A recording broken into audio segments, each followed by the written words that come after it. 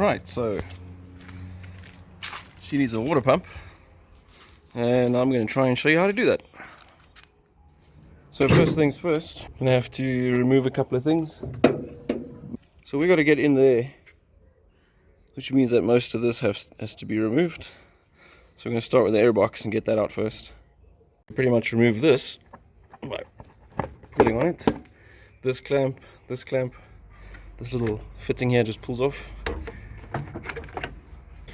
And then if these clamps are loose, they should just come off just like that. And then this whole piece can come out. Now if your airbox little brackets are as broken as mine, it makes this job a whole lot easier. So this needs to come out. And there you go. Okay, always remember to disconnect your battery. I've somewhere removed mine completely. It's sitting over there. But yeah, I need to replace it anyway, so I thought I'd just remove it. Plus it makes a nice spot to put parts to keep them safe. Okay, next is the fan belt.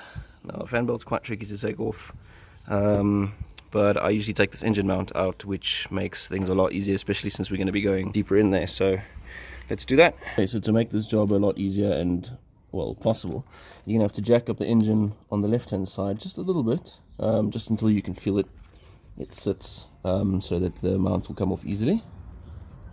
Be able to see the jack. There it is. So anyway, this you're going to need an 11mm. These are spline sockets which kind of fit with these weird type of bolts. They're not normal, which is very frustrating, but hey, GM, woo! Once these are all loose, then the mount should just come out like that. Now what I always do is I put the bolts back into where they came from, so that you don't lose them and you know which ones go where, because they are different lengths. Keep that in mind. Just like that. Not tightening them down, just sort of placeholders there so I know which ones go where. And then the mount can go in my little parts bin where the battery used to be. Next is going to be the fan belt, and yes, I know my fan belt needs to be changed. So there is the tensioner right there to the left of the crank pulley. So that is the bolt that you'll need to turn to get the tensioner to loosen. That is a, what is it? 15. Okay, I've got my spanner hooked up in there. So now all you got to do is push this back, and then you'll see the fan belt will loosen. You should be able to just pull it off. So now that it's loose,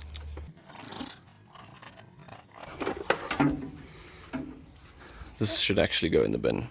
Yeah, I think I'm just gonna throw this one away, hey. Okay, now that the fan belt is out and we've got a lot more space over here to work, this belt tensioner needs to come out as well.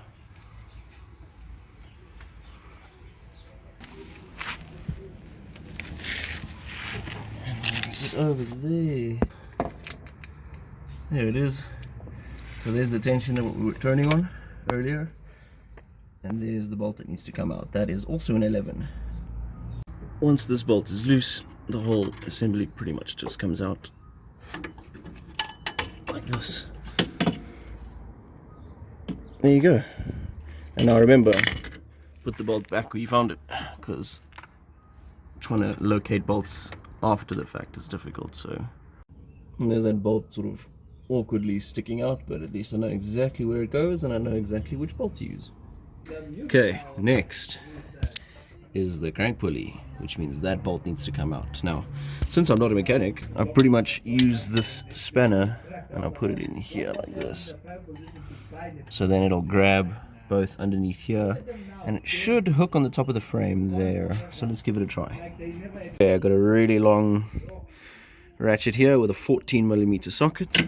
So the idea essentially is to get this to turn until it hooks. So now it is both hooked at the top there and hooked underneath there. There it is.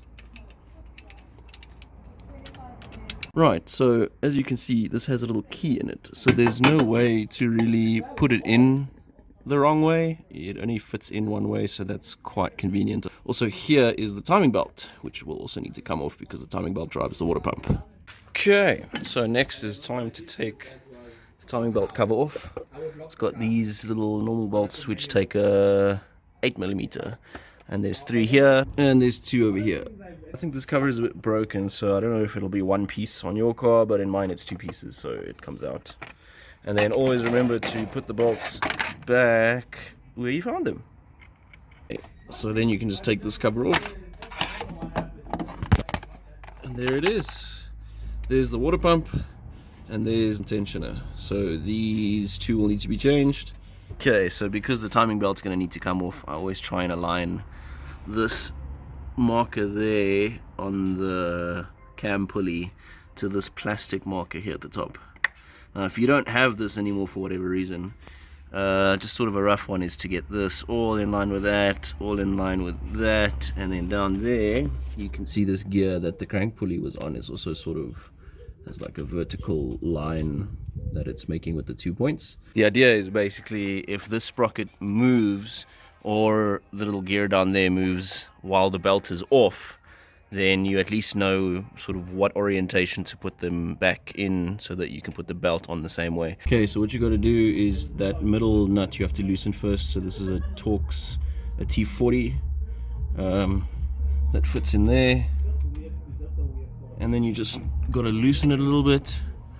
Don't turn it out too far. Oh goodness. Okay, once that's loose, then you can slip your Allen key in there, and it should loosen quite simply. There you go. Okay, now's a good time to visually inspect your timing belt. Make sure there are no cracks or anything. Yep, you don't want cracks. The Allen key that fits in the water pump tensioner here does not fit in the water pump bolt itself. You need a smaller one that obviously doesn't fit in the pump tensioner, but it does fit in the pump bolts itself. So just keep that in mind.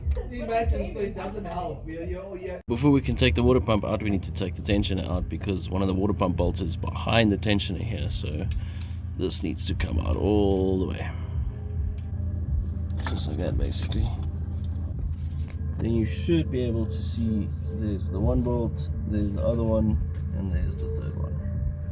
And then the water pump should just come straight out. Once all the bolts have been loosened, you should be able to just wiggle it, and then a whole bunch of water is going to start pouring out, so just be aware of that. Oh, there it goes. Oh, there's the water. Ah! Ah! Water! Well, I should have expected that, I suppose. It's quite easy to see the water pump from the top here. Oh, there's more. And there's the O-ring as well. Okay, so before you install the new water pump, you're going to need to clean all that rust. I'm going to do just a brush and a bit of water. Cool, here's a shiny new one. It's going to go in there. Alright, now it's just about fitting the new water pump in its new home.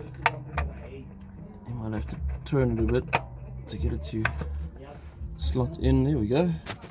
Now I just got to put those 3 bolts back, and then we can put this tensioner back. Alright, the new pump is in. I've put the bolts in. Just something to note, this top bolt over there hooks behind the plastic cover, so that might be a little tricky to get in, but I'm sure you'll figure it out. And now I'm just going to put this belt tensioner on, and then put the belt back, and then start reassembling. Alright, I got the tensioner in. It needs to be loose enough that you could still move the actual tensioning piece. So about finger tight. And then you can loosen it all the way, and then fit the belt. Okay, the belt has been fitted, so now I can just tension it up. Putting the Allen key back in there, and just giving it a turn until it starts having resistance. Okay, there's good resistance there, and then you just tighten this nut down so that the resistance keeps, and that should be it. Okay, the cover's back in. I've got the crank pulley on, but I've only hand tightened the bolt, so now I need to tighten it down with this bad boy, which means we're going to need to use the spanner method to brace it again like I did when taking it out, basically. Right, so the shops are closed now, unfortunately, so I'm going to have to use this belt tensioner and this rotten fan belt for now. But I should be able to get another one pretty quick, and these are easy to change. So yeah, this is temporary, just to be clear. I'm not gonna run this for a long time. Right, got this fan belt back in temporarily, and that tensioner as well temporarily. Now I can just put this engine mount back, and we should be able to fill up the coolant and give it a start. I've got this full of water. Once I start the car, it's going to start bubbling out and getting all the air bubbles through. I'm just going to put the air box back and then start it up and then get the water circulating. Okay, next thing to do is start up the car. Let it run for a bit. I filled it with water just temporarily because I'm just testing, and I'm still going to change the fan belt and everything else later. But use coolant and antifreeze. Don't use water. So ideally, you want to check under the car and see if there's any water dripping down. So far it looks pretty good. I'm gonna let it warm up for a bit and then check again. But it was gushing water, so this is definitely an improvement already. Alright, she's almost at operating temperature and still no leaks, not a drop. And that's pretty much it. She's running well. I'm happy with the results. There's no dripping, no drops, no leaking, anything else, so that's it. You're next.